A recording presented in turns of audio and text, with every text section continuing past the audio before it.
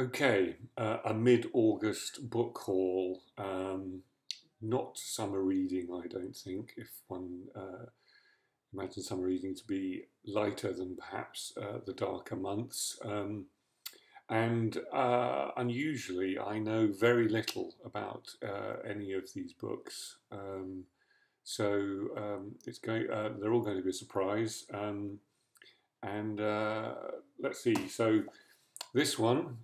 The Blue Room by Hannah Orstavik. She is Norwegian. I heard of this via Twitter by someone who seems to have extremely good taste. I think a tag is something like "Why so tiresome?" I don't know who she is, and I know nothing about this book, but it comes recommended, so I'm going to read it. Um, Now, for those people who have heard me banging on about Zone by Matthias N.R., this is his next novel, published once again beautifully, simplistically, minimalistically, by Fitzcarraldo Editions. Zone is a complete work of art, one of the greatest novels ever written. So I am really looking forward to this. I know nothing about it. I haven't even looked at the back yet. I'm reading it based on Zone itself. This Will Eves is the absent therapist. I simply saw when I was looking at Amazon trying to find a novel that I couldn't find in a bookshop. This was just this person has bought this and bought this, and it looked very interesting. Once again, I mean, look at the colour. You probably can't see, but it's just a beautiful, beautiful thing this is.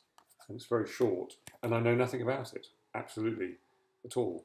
And then this. Now, this isn't like super minimalist, like it hasn't got anything. This is a proof copy of Alex Phoebe's Playthings from Galley Beggar Press. Along with Fitzcarraldo Editions, the most interesting small press in the country. I'm sure others will disagree, but as far as I know, they are. And apparently, this is, as I said, this is the proof copy, and it is formally more daring, more innovative than even A Girl is a Half-Formed Thing, which is a very formally daring novel. So I'm looking forward to reading this. I shall probably do this over the weekend. The cover will look very much like this. That's how Galley Beggar covers look. Once again, super minimalist. So yeah, that's that. And then Elena Ferrante, who a lot of people are talking about these days, have done for a couple of years, and I've never got around to reading. This is The Days of Abandonment. I've actually started this. I'm that far in. She's from Naples. She's quite a mysterious character. I'm not sure people entirely know who she is. I don't think this is her real name. She's written about 5 novels, all of which done hugely well in Italy. Obviously, my novels are set in Naples, so I have a sort of affinity with the Naples sensibility. This is interesting. It's very fierce. It doesn't feel like a novel. It feels like an extended confessional.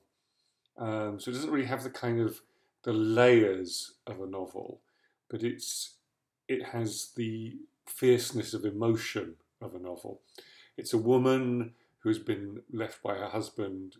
She just has 2 kids and a dog, and he leaves her for a younger woman, and it's essentially how she deals with her days of abandonment.